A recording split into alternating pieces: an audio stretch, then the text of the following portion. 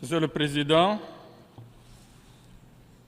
Mesdames, Messieurs les chefs d'État et de délégation, Monsieur le Secrétaire général des Nations unies, distingués participants, Mesdames, Messieurs, c'est un plaisir et un honneur pour moi de prendre la parole aujourd'hui, jour anniversaire de l'adhésion de mon pays, le Tchad, aux Nations unies, pour partager avec vous nos perspectives à ces assises annuelles de l'Organisation des Nations unies, lieu par excellence où se discutent les enjeux de notre devenir commun.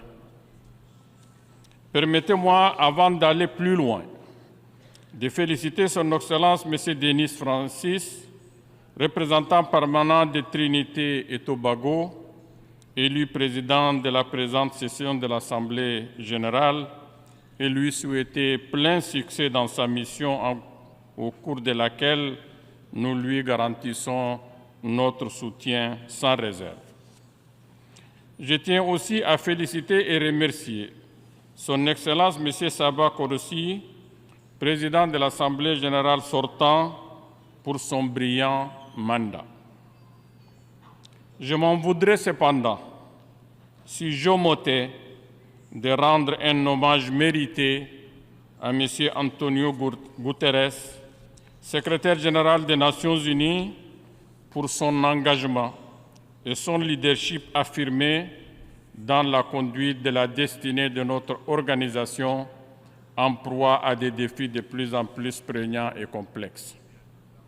Distingués invités, Mesdames, Messieurs, notre rêve commun de bâtir un monde stable et paisible où doivent s'épanouir les générations actuelles et futures s'effrite au fil des ans.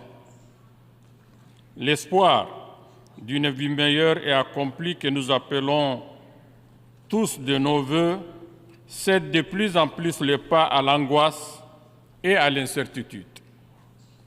Les conflits armés, le terrorisme, le changement climatique, les migrations à grande échelle, le sous-développement, la pauvreté, les crises politiques, économiques et financières prennent une proportion sans commune mesure. Tous les jours, nous vivons des scènes atroces et traumatisantes qui heurtent notre sensibilité humaine. Des milliers de réfugiés et de personnes déplacées, fuyant les conflits ou les cataclysmes naturels, bravent le froid ou la chaleur avec un mince espoir de trouver un meilleur asile. À cet instant, les Tchadiennes et les Tchadiens ont une pensée pieuse à l'endroit de leurs sœurs et leurs frères du Maroc et de la Libye, victimes des dernières tragédies. Ils leur présentent toutes leurs condoléances. C'est pourquoi nous saluons la pertinence du thème de cette 70e session ordinaire de l'Organisation des Nations unies, à savoir rétablir la confiance et raviver la solidarité mondiale, accélérer l'action sur l'agenda 2030 et ses objectifs de développement durable vers la paix, la prospérité, le progrès et la durabilité pour tous. Oui, c'est un principal effort expressif. Les mots mis en évidence ont toute leur signification au-delà de leur charge symbolique. Oui, il est temps de rétablir la confiance et de raviver la solidarité, car de plus en plus, les Nations unies montrent des limites à incarner ces valeurs fortes qui fondent pourtant son essence première.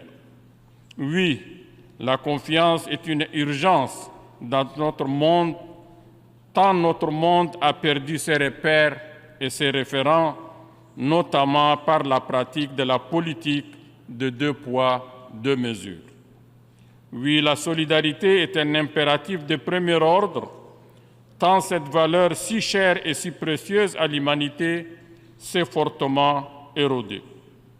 Aujourd'hui, plus qu'hier, les nations doivent conjuguer leurs forces et mutualiser leurs énergies pour accélérer la mise en œuvre des projets et programmes en lien avec les objectifs de développement durable.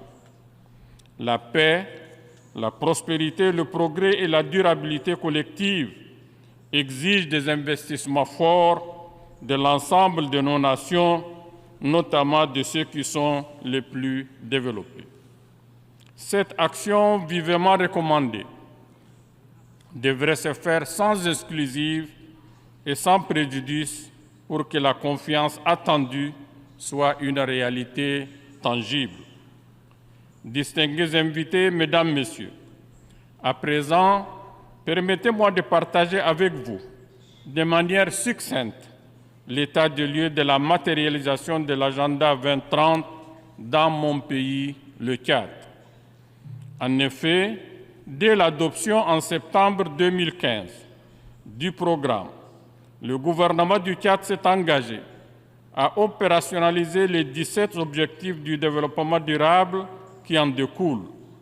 Cet engagement est conforté par la pertinence des ODD au regard du contexte et des défis de développement au Tchad, notamment dans tous les domaines cibles des ODD qui sont le développement du capital humain, la réduction de la pauvreté et l'amélioration des conditions de vie de la population, la gestion durable de l'environnement et la consolidation de la paix et de la stabilité.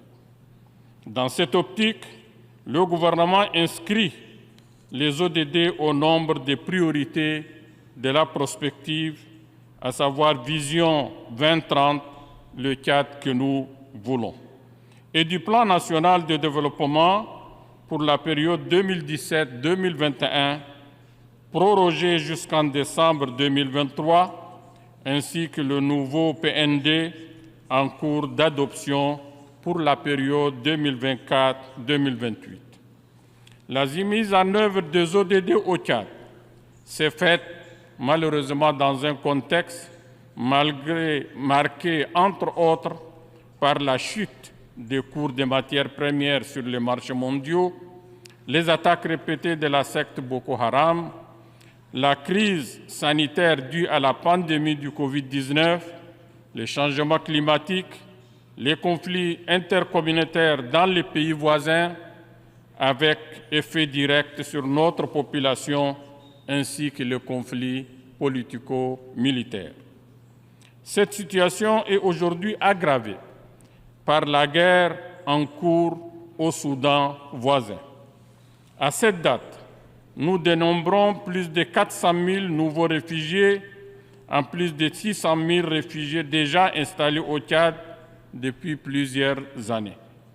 À ces chiffres s'ajoutent les réfugiés venant de notre voisinage immédiat et d'ailleurs. Ainsi, sur une population totale de 17 millions d'habitants de Tchadiens, près de 2 millions sont des réfugiés. C'est un fardeau bien lourd pour le Tchad.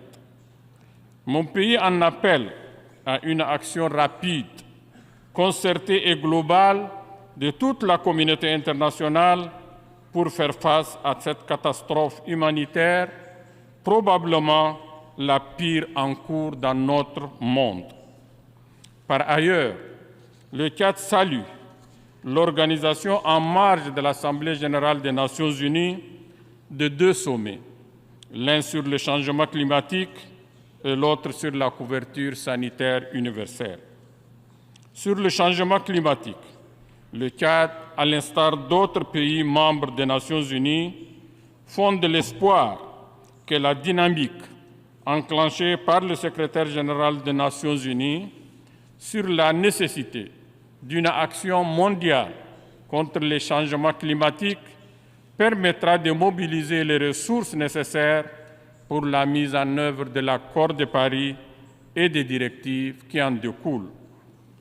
Concernant la couverture sanitaire universelle engagée de longue date par nos différents pays, elle demeure à terme la solution la plus appropriée pour répondre aux besoins de soins de santé de qualité, accessibles à moindre coût pour tous, ainsi que pour renforcer nos systèmes de santé déjà fragilisés par la pandémie de Covid-19. Le gouvernement tchadien y veille avec toute l'attention requise. Mesdames, Messieurs, comme vous le savez, depuis le décès brusque et tragique du président Idriss Déby Itno, paix à son âme, le Tchad est engagé dans un processus de transition politique inclusif et transparent. Le premier jalon de cette transition fut la conclusion de l'accord de Doha entre le gouvernement et les mouvements politico-militaires en août 2022. Cet accord a permis le retour au pays de nombreux Tchadiens, exilés ou réfugiés. Cette volonté politique manifeste de donner à notre pays un nouveau départ et permettre sa refondation s'est traduite par la tenue d'un dialogue national inclusif et souverain qui a rassemblé l'écrasante majorité des forces vives de la nation pendant 45 jours. Aujourd'hui, le gouvernement d'union nationale, issu de ces assises, est à pied d'œuvre pour la tenue du référendum constitutionnel qui déterminera la forme de l'État. L'adoption de la nouvelle loi fondamentale ouvrira la voie au rétablissement progressif de l'ordre constitutionnel à l'échéance fixée par le dialogue national inclusif et souverain. Sous l'impulsion du chef de l'État, le président de la transition, des réformes hardies, tout à la fois administratives, judiciaires, sécuritaires et militaires, ont été exécutées. D'autres sont en cours. Dans l'intervalle, des gestes forts d'apaisement allant de l'ouverture de l'espace politique à la grâce présidentielle ont contribué à défendre le climat au sein de la classe politique. Cette dynamique de dialogue participatif a permis également la mise en place d'un cadre de concertation des partis politiques sur des bases plurielles. Sayyidati Sadati. Mesdames et Messieurs, concernant la crise soudanaise, le Tchad réitère son appel à un cessez-le-feu durable. Le Tchad estime qu'il n'y a pas de solution militaire au conflit, mais la solution réside dans le dialogue entre nos frères soudanais. Il y a 2 jours, plus précisément le 19 septembre, à l'ouverture de l'Assemblée générale des Nations unies, le secrétaire général Antonio Guterres interrogeait la gouvernance mondiale symbolisée par le Conseil de sécurité de l'Organisation des Nations unies et le système de Bretton Woods en des termes forts, et je cite, « L'alternative n'est pas entre la réforme et le statu quo. L'alternative est entre la réforme et une fragmentation encore plus grande. C'est la réforme ou c'est la rupture. » Fin de citation. Qui peut dire plus face à la recrudescence des rivalités géopolitiques actuelles avec le risque d'une nouvelle guerre froide dommageable pour la paix dans le monde, alors que le multilatéralisme rencontre une crise grave. Face à cette dure réalité, le Tchad souscrit à l'appel à la réforme du Conseil de sécurité des Nations unies, tel que reflété dans la position commune africaine connue sous l'appellation du consensus des îles unies et de la déclaration de Sirte. Enfin, au nom des principes fondateurs de l'Organisation des Nations unies, le Tchad encourage l'approche de solutions basées sur la création d'un État palestinien indépendant et souverain, vivant en sécurité aux côtés de l'État d'Israël. Toujours au nom du même principe, le ICAD réitère son appel en faveur de la levée de l'embargo imposé à Cuba, embargo qui pose préjudice aux populations cubaines. Je vous remercie de votre aimable attention.